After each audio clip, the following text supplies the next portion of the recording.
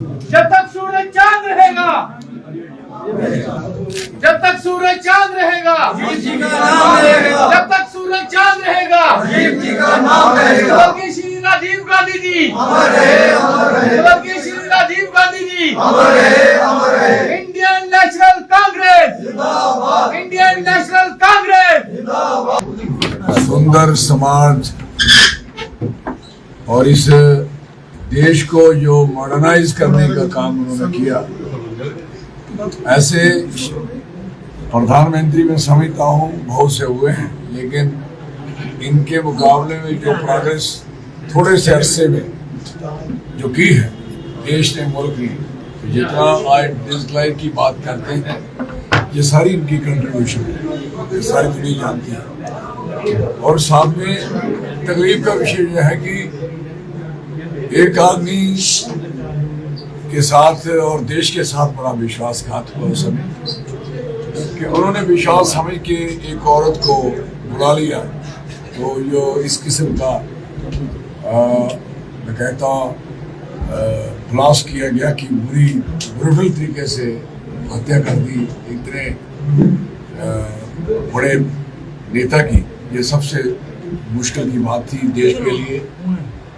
और मैं समझता हूँ कि उस समय दोबारा और रिपीट हो रहे थे प्रधानमंत्री, लेकिन मुकद्दर उनका नहीं था और देश का भी मुकद्दर कमजोर था, जिसकी वजह से वो हमारे बीच से चले गए। आज भी वो जिंदा होते, आज भी देश में काम कर रहे होते, तो ये बहुत तकलीफ का दिन है वो।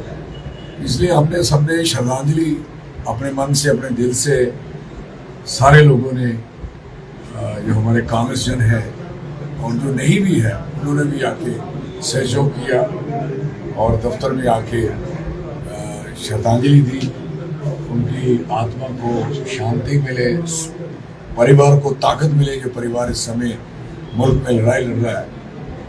मैं समझता हूँ बड़ी मजबूती के साथ मुल्क के साथ वो खड़े रहा परिवार। मैडम सोनिया गांधी जी ने इतनी बड़ी सेक्रीफाइस, छोटे छोटे बच्चे और मुल्क को सब कुछ छोड़ना, पार्टी को संभाल के रखना, पार्टी को बनाना, जो उन्होंने काम किया है। और फिर एक उन्होंने सरकार भी बनाई बड़ी देर के बाद, चेयरपर्सन रही, घर से कोई आदमी प्राइम मिनिस्टर, जहाँ आज जो बातें करते हैं कि हमारे उन्होंने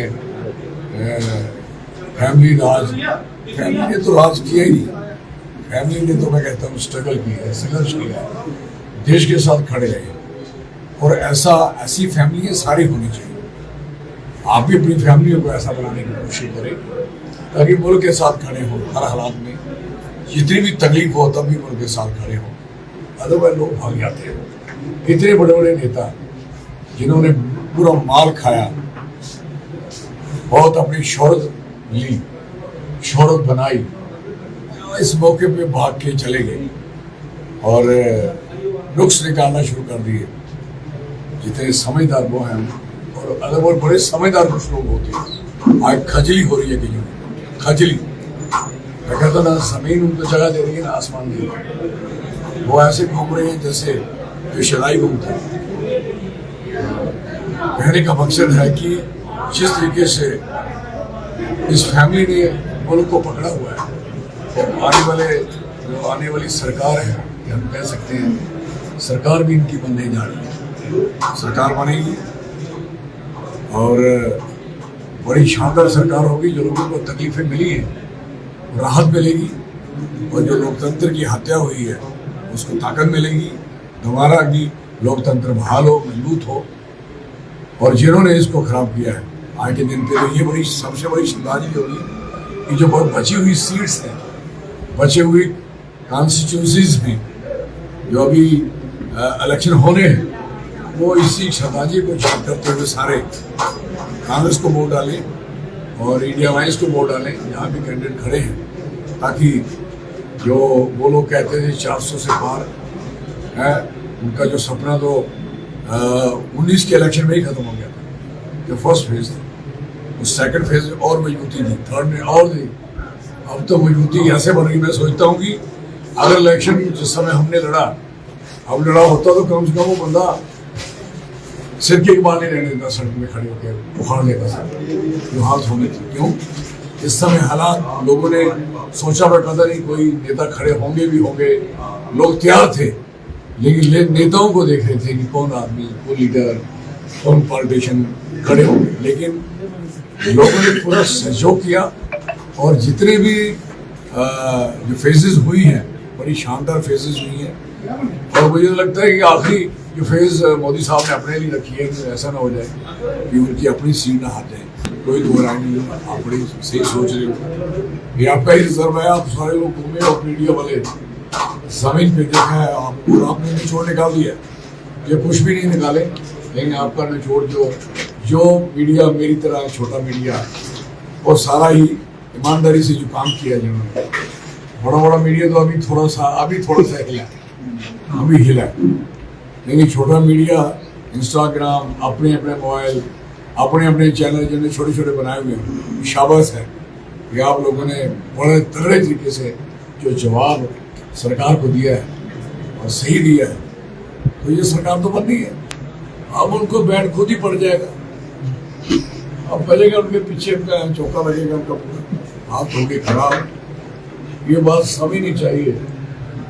जम्मू बर्बाद, देखो जम्मू तो इन्होंने टोटली बर्बाद किया जी।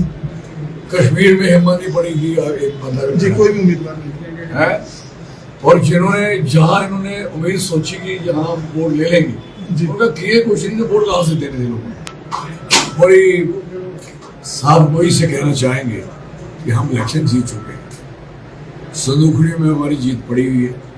उस नौजवान सोल्जर हमारी पार्टी के हमारे लोग वहाँ बैठे हुए हैं और मुकाबला कर रहे हैं कि हमारी वो फेयर काउंटिंग में हमारा फेयर रिजल्ट आएगा और हम सारे लोग, हमारी पार्टी और मैं इसमें कामयाब हो गए। उसी के दौरे कॉन्स्टिट्यूंसी में और बड़े अच्छे मार्जिन से हमारी ये सीट निकलेगी।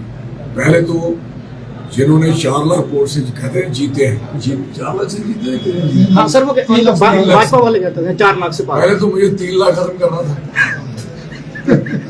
3 लाख जो उन्होंने जीता हुआ, तो आप हिसाब करो कि सारा कुछ खत्म करके मैं जीता, तो मैं 5 से 6 7 लाख से जीता। कभी काउंटिंग करो ना, जब कांग्रेस का वोट 4 लाख वोट से वो पीछे थे 3 लाख से, अब जब हम जीतेंगे तो पहले वो 3 लाख वोट भी जमा करो, वो करो, हम कितने में जीते।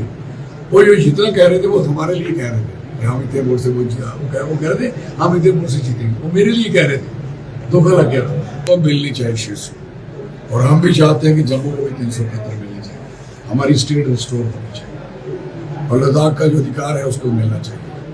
और जम्मू के लोगों का जो बेरोजगारी है, कारोबार छूटा है हाथ से, सबको मिलना है। यूथ का मैं बहुत थैंक करना चाहता हूँ।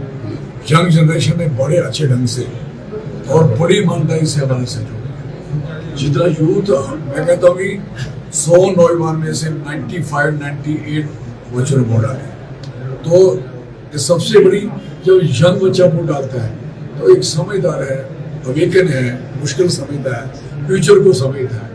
तो उसके फ्यूचर के लिए मैं पूरा वादा करता हूँ कि हम उसके लिए पूरा सहयोग करेंगे। लड़ाई सड़कों में भी लड़ने पड़ेगी, लड़ेंगे, पार्लियामेंट में लड़ने पड़ेगी, लड़ेंगे, सरकार बनेगी तो आराम से होंगी, नहीं बनेगी तो हम ऐसी तैसी करके कर देंगे। नहीं तो लड़ाई तो यूथ के लिए बड़ी स्ट्रांग होगी और सरकार बनती है, आराम से इनके काम होंगे, बड़े अच्छे ढंग से होंगे। तो बड़ी बदमाशी हुई है हमारे कठुआ के साथ। और जम्मू में एटलीस्ट ये बात समझ लेनी चाहिए, हमारी जम्मू कश्मीर को एरिया और जम्मू को कह लें, ये इंडस्ट्रियल एरिया के काबिल नहीं। ये एरिया यहाँ पानी से भरा है, जंगलों से भरा है, हवा पानी से है, रिसोर्सेज इतने अच्छे हैं, जरूरत ही नहीं है यहाँ इंडस्ट्री की। यहाँ वही इंडस्ट्री जरूरत है जो जहाँ के रॉ मटेरियल से काम करेगी। आप वहाँ से लाके वो यहाँ आप रेड इंडस्ट्री लगा दो, बनते हैं तो आप इंडस्ट्री का हाल देखेंगे खुद ही चले, ऐसे नहीं होगा। ये इलाका खत्म कर देंगे, चंद लोग ला के लूट लेंगे हमारे लोगों के रिसोर्स और हमारे लोगों का नेचुरल रिसोर्स और हमारे दूसरे रिसोर्सेज को कोई चुरा के ले जाएगा, ये नहीं चलेगा। कोई कहेगा कि हमारा लिथियम ले जाएगा, कोई हमारा कहेगा हमारी कोई रेता ले जाएगा। सबसे प्रायोरिटी पहले लोगों की है, यहाँ के लोग। तो नारा में चले जाओ, डुडू में संतगढ़ में अभी वो बीडीसी का बच्चा मार दिया गया, 20 लोग वहां मिलिटेंट घूम रहे हैं। इन्होंने सीआरपी हटा दी, इन्होंने आरबी हटा दी, बनी से, खनेर से, डूडू बसंतर से, लाठी से और रामनगर के पहाड़ों से, बनी के पहाड़ों से, बिलावर के पहाड़ों से। इन्होंने इतनी ज्यादती की है, मैं कह सकता हूँ। इन्होंने क्यों हटाई, आरबी क्यों हटाई? इसका मतलब है ये लोग हालात अच्छे पता ही नहीं था इनको, और हालात किस तरीके से। आप कितने लोग आपसे देख सकते हो, कितने लोग इस समय मिलिटेंट घूम रहे हैं। अभी तक आर्मी रिस्टोर नहीं हुई, अभी तक आपकी सीआरपी रिस्टोर नहीं की गई। जो कंपनी भेजी वो ही ऐसी नॉमिनल तरीके से। तो मैं कहना चाहता हूँ सबसे इम्पोर्टेंट है, सबसे ज्यादा इम्पोर्टेंट है कि रिस्टोर किया जाए जो आर्मी और मिलिट्री और जितनी वहां लगी थी वापस की जाए, और वो मिलिटेंसी को कवर किया जाए। कश्मीर का आप कह रहे हो हालात अच्छे की बात कर रहे हो, हालात अच्छे होते तो ये अपनी कुर्बानी दिखाते फिर इलेक्शन लड़ते। फिर इलेक्शन क्यों नहीं लड़े? अगर इलेक्शन नहीं लड़े तो इट इज वेरी क्लियर कि इन्होंने कुछ नहीं किया। जब आदमी ने किया होता है तो उसके बाद आदमी अपने बंदे कैंडिडेट खड़े करता, कैंडिडेट उस समय खड़े नहीं करता जब तक उसमें कमजोरी होती। कमजोरी क्या है? सबसे इम्पोर्टेंट कमजोरी है, मुझे बताओ, पार्टियां बनाने किस लिए पार्टियां बनती हैं? इलेक्शन लड़ने की। जब आप इलेक्शन नहीं लड़ते, 3 सीट पे इलेक्शन नहीं लड़ोगे हैं? कश्मीर में आपकी फटी अपने आप खुद ही सफाई करवा ली, अपनी पहुंच ली। तो मेरे कहने का मकसद, इधर लड़ने आए हमारे साथ, आओ लड़ लो, आया मजा। लबे नानक